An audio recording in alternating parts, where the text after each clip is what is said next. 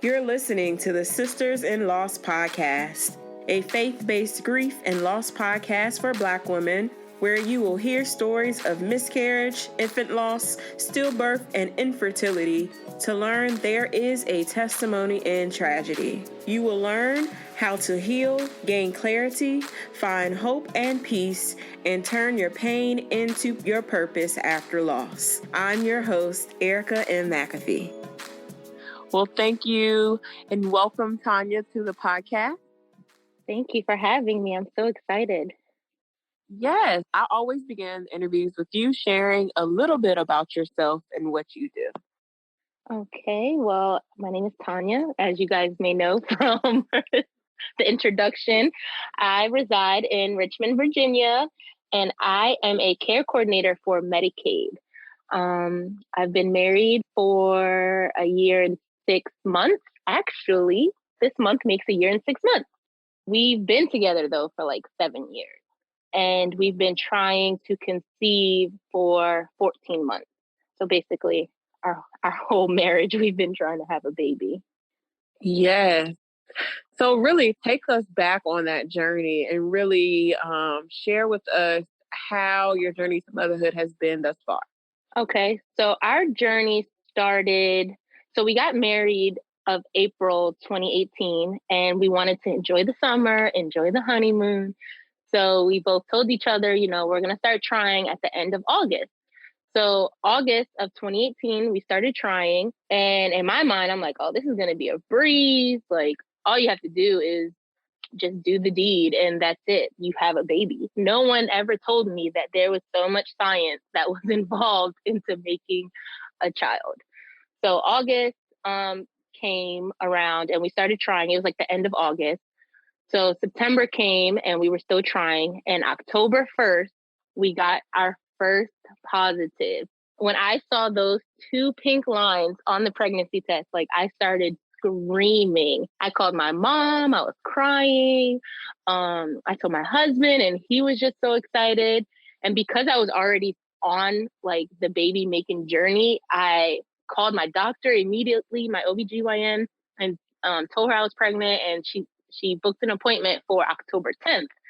And October 1st was a Friday. October 10th was a Wednesday. So I'm like, all right, I just got to get through the weekend. And then we get to go to the doctors. So that Saturday, I was having like cramping and spotting. And all my friends were like, oh, that's normal. It's implantation bleeding. It's normal for you to cramp. So I'm not trying to worry about it. Then comes Wednesday and I'm still cramping, and it wasn't even like intense cramps. They were mild, but I was spotting a lot more.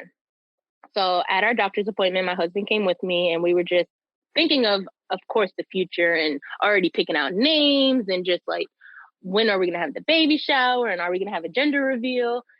And when we get inside the doctor's office, she comes to me and she was like, have you had any like symptoms or anything? And I'm like, oh, well, I've been having cramping and I think it's implantation bleeding. And I know this is gross, but like I took a picture of the bleeding and I showed her it. And I was like, is this normal? Like, is this what it's supposed to look like?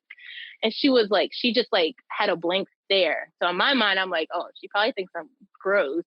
But she actually told me that the cramping I was having, and I guess the color of the blood, was not an indication of implantation bleeding. She actually said that I'm most likely going to have a miscarriage. So I just looked at her and I'm like, no, like all my friends said that cramping is normal. I don't know like what you're trying to say. So she did the HCG blood test and she was like, we're going to call you back at noon to tell you your levels, but I just want you to prepare for this. So, of course, I'm an emotional person. So I started crying. I look at my husband and he's being very optimistic. And he's like, babe, she didn't say that this is exactly what's going to happen. Like, just calm down. I kid you not. As soon as we get home, I start bleeding and it's like a lot. So I'm like, oh, wow, this is happening now, like right now. So I call my mom and I tell her, because I'm originally from New York. Backstory real quick.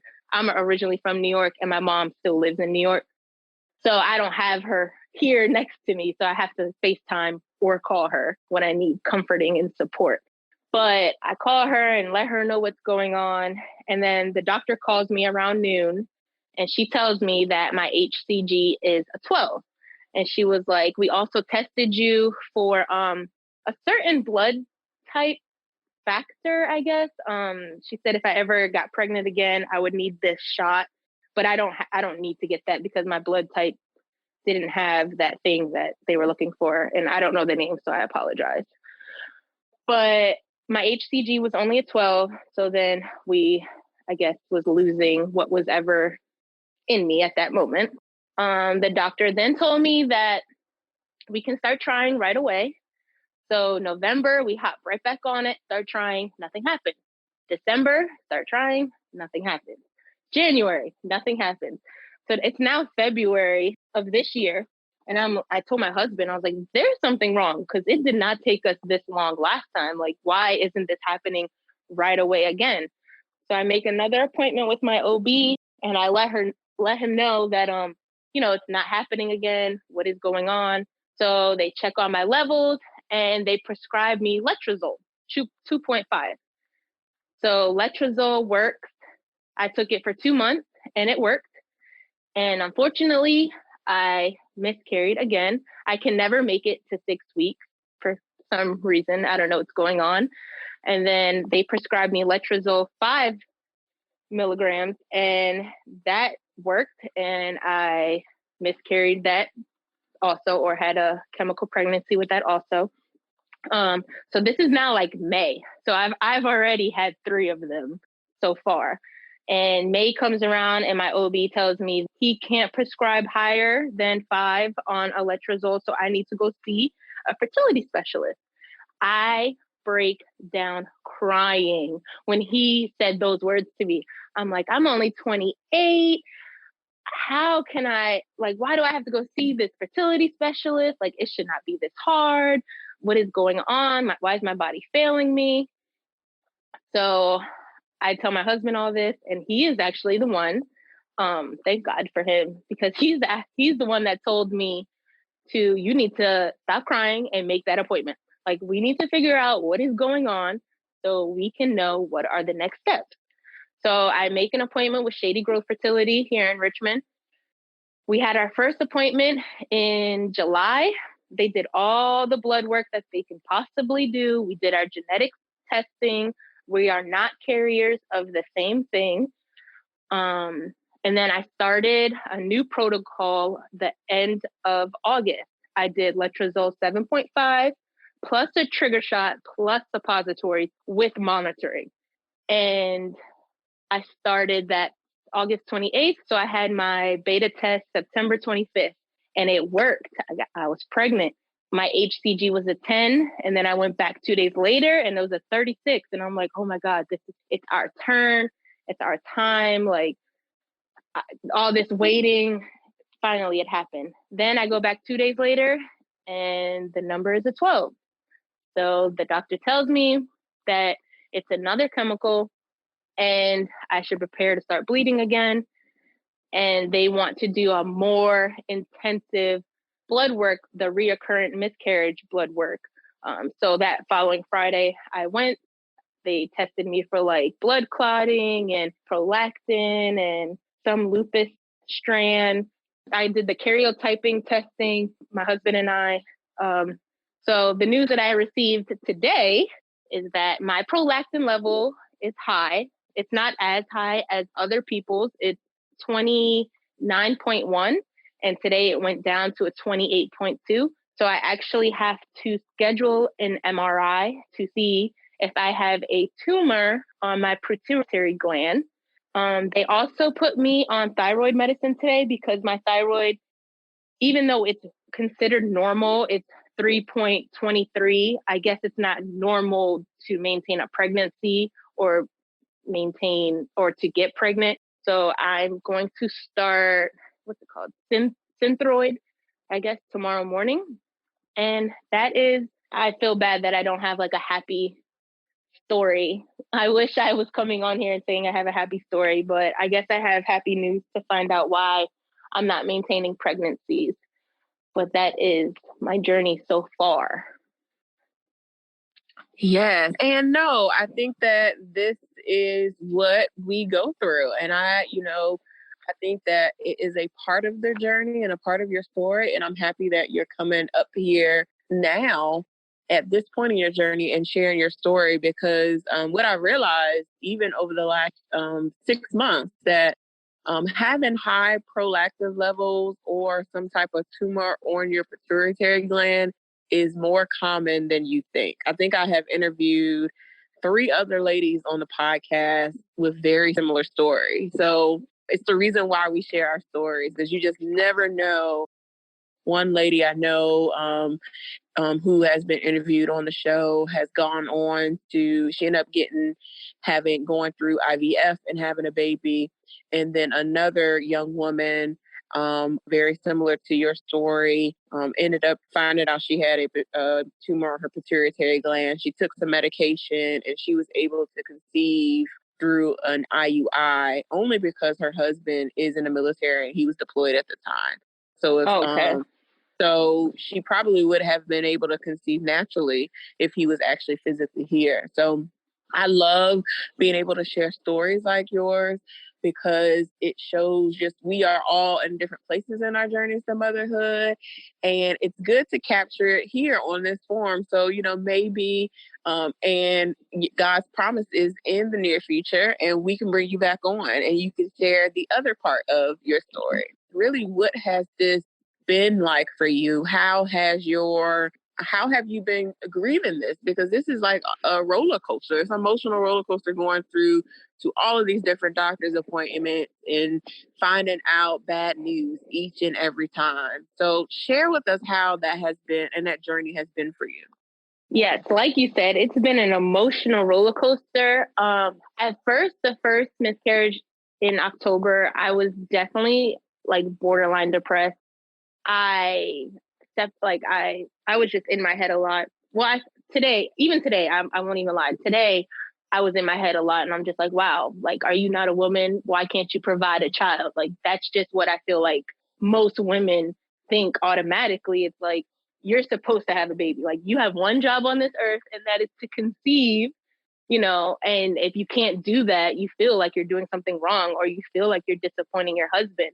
But I think honestly, having a great support system, like my husband and my family, my friends, definitely pulled me out of some dark places throughout this journey. And starting in September, I actually started Instagram, opening up about my journey. And when I tell you this TTC community is so big, I didn't even realize that there are people around, like, all over the world that are going through the same things that I'm going through. I mean, that's how I found your podcast. It was like on somebody else's page. And it's just like, wow, there's people out here that want to speak about it. And for me now, speaking about it actually heals me. Hearing you say that there are other people that have been through a similar situation and now have kids, like, that's just a light at the end of the tunnel for me. But it's definitely been an emotional roller coaster. I do say that you should definitely take time for yourself and process things and don't just go head forward. And I pray. I mean, I scream at God sometimes, and then I apologize for screaming because I am angry and I do want answers. But his timing is the timing, and sometimes you just have to remember that. And I was referred a book called When God Says Wait. I really think that everybody should read it. And it has definitely helped me over these past 2 months to just like embrace my waiting season, because everybody has a waiting season. So I shouldn't compare my waiting season to everybody else's waiting season. Drop that book again for us. I want to make sure I link it in the show notes. When God Says Wait by Elizabeth Lang Thompson. Awesome. Definitely. We'll drop that in the show notes for you all so you can click on it and definitely purchase that book for all of my sisters who are in the waiting for their promise.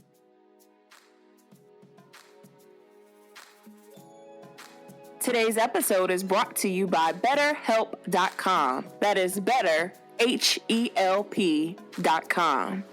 Is there something interfering with your happiness or preventing you from achieving your personal goals? BetterHelp will assist your needs and match you with your own licensed professional therapist.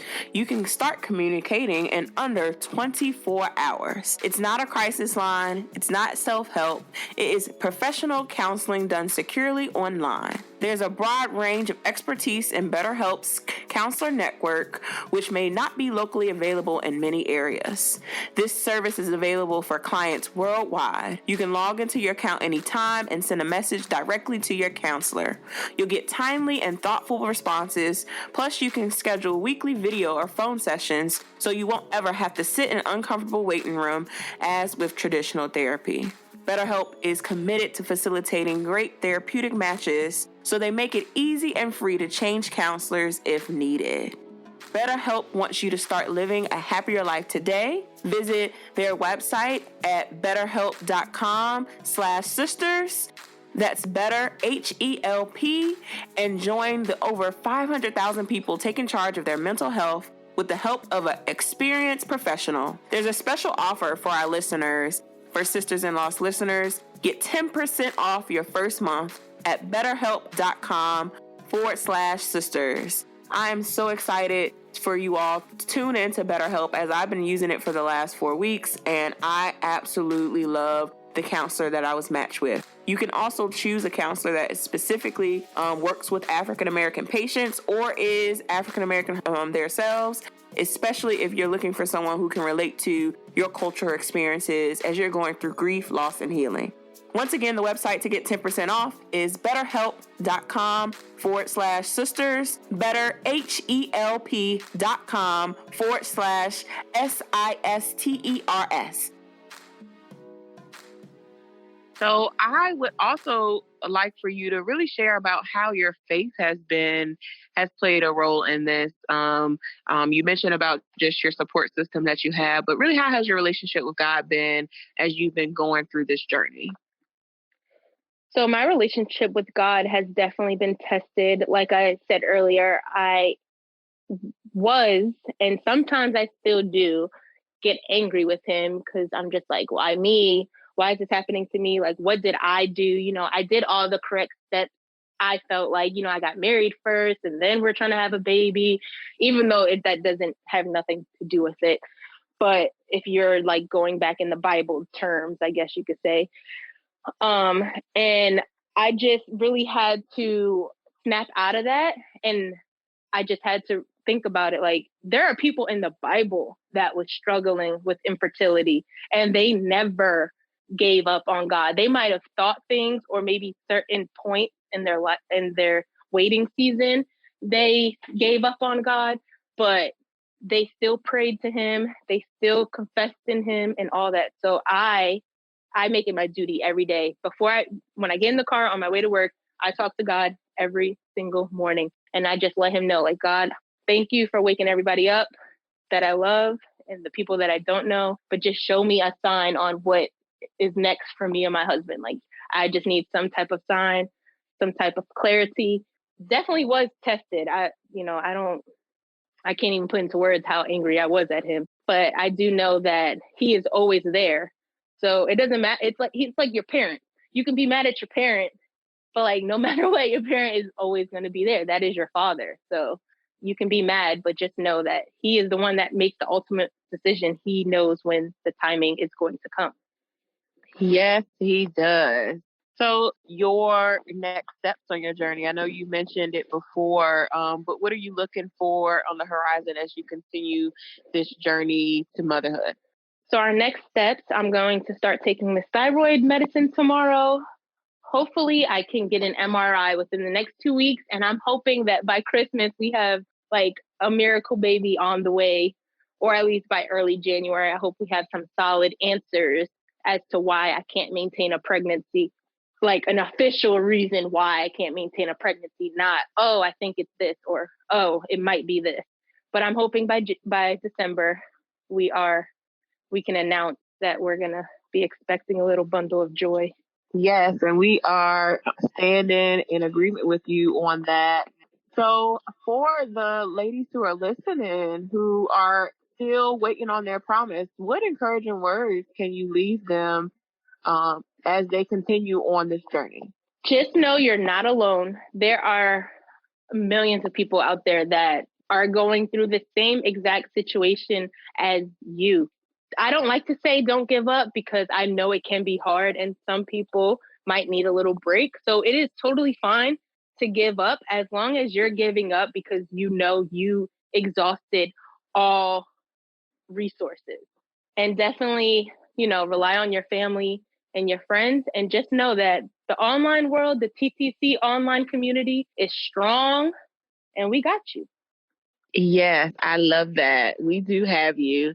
So where can we keep up with you on social media? So I'm on Instagram and it's seeking_the_seed.